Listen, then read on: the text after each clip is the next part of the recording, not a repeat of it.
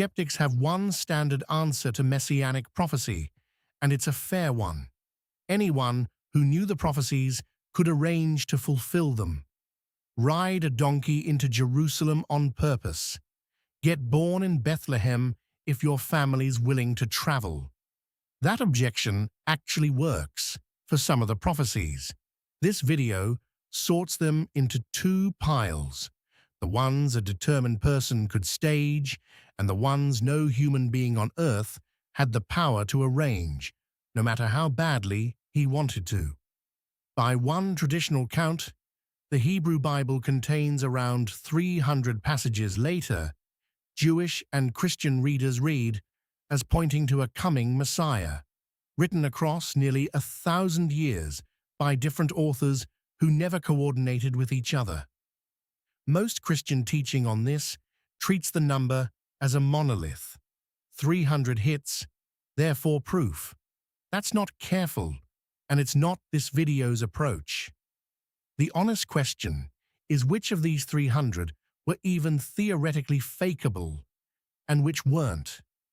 Start with the fakeable pile, because skeptics deserve the strongest version of their own argument. Micah predicts the Messiah comes from Bethlehem, a family that knew that could simply travel there for a birth. Genesis and later texts trace the line through Judah and David. A person, or his biographers, could claim that ancestry, whether or not it was fully verifiable centuries later. Zechariah has the king arriving on a donkey, a deliberate symbolic action anyone could stage on purpose. Matthew's Gospel even says outright that Jesus arranged the donkey specifically to fulfill that verse. That's not a criticism. It's an honest admission, sitting right in the text. Here's what most apologetics content skips past. Admitting that pile exists doesn't weaken the case.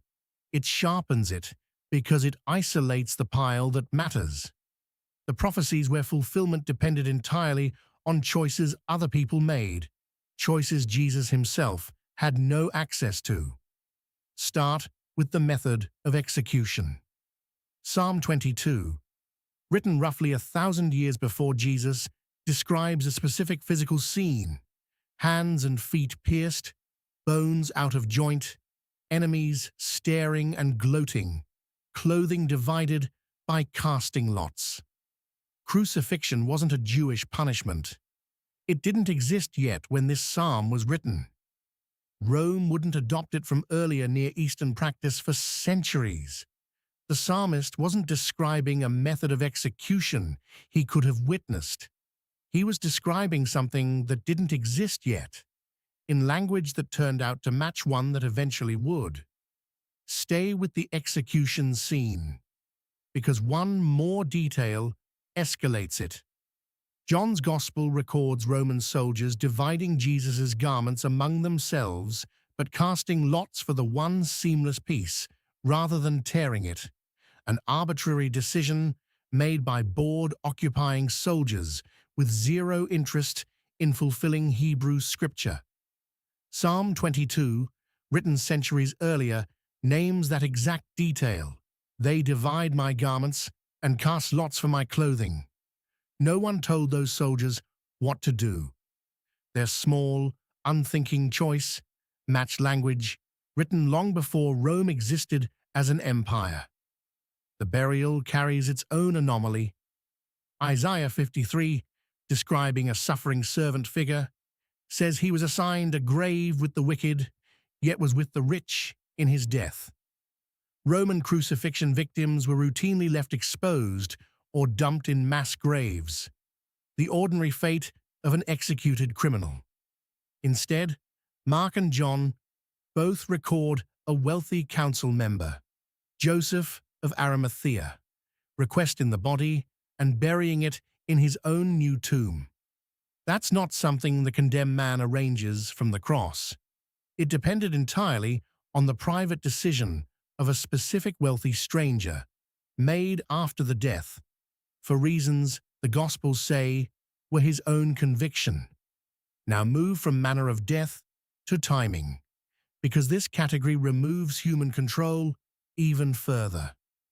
Daniel 9 gives a countable interval, 62 weeks of years, on top of an earlier 7, measured from a decree to restore Jerusalem until the appearance and cutting off of an anointed one.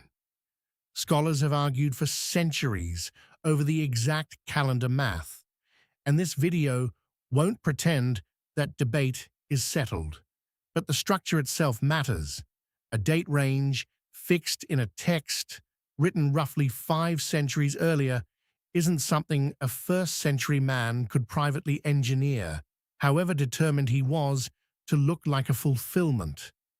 The clearest zero-control case involves a man who was actively trying to destroy the pattern, not fulfill it. Zechariah, 500 years earlier, names a specific price, 30 pieces of silver, paid for a shepherd figure, later thrown into the temple and used to buy a potter's field. Matthew records Judas Iscariot negotiating that exact price with the chief priests, then, gripped by remorse, throwing the silver back into the temple. The priests, unwilling to put blood money into the treasury, used it to buy a potter's field. Judas was not trying to fulfill prophecy. He was trying to profit, and then, immediately after, trying to undo what he'd done. The numbers matched anyway. Pay attention to what that case does to the whole skeptical objection. You cannot accuse a betrayer of staging his own betrayal to look prophetic.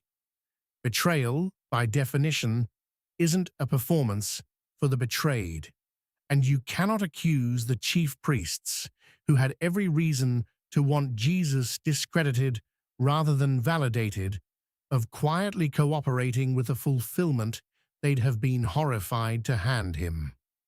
In the 1950s, the engineer and amateur mathematician Peter Stoner attempted to calculate the odds of one man fulfilling even a limited set of these specific prophecies by chance alone, arriving at a number so large it's more rhetorical than rigorous, worth naming honestly as one mathematician's illustration, not a peer-reviewed proof.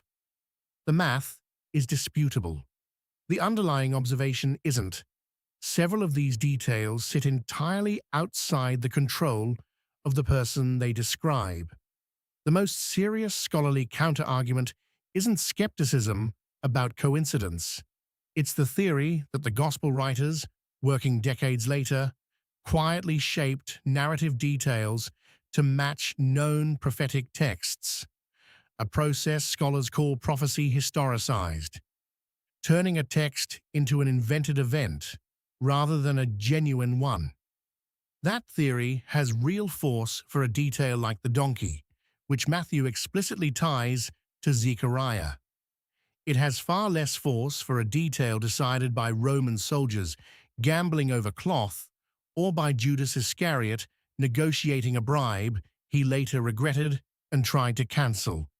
Men with no motive to make Jesus look like anything, let alone a fulfilled prophecy.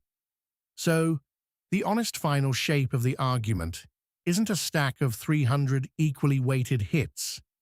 It's a smaller, harder core, a small number of prophetic details that depended on the free choices of soldiers, priests, and a betrayer who had every reason not to cooperate, matched against texts written centuries before any of those men were born. Which detail is harder to explain away by coincidence or invention? The soldiers casting lots for a seamless garment, or Judas naming a price he later tried to return?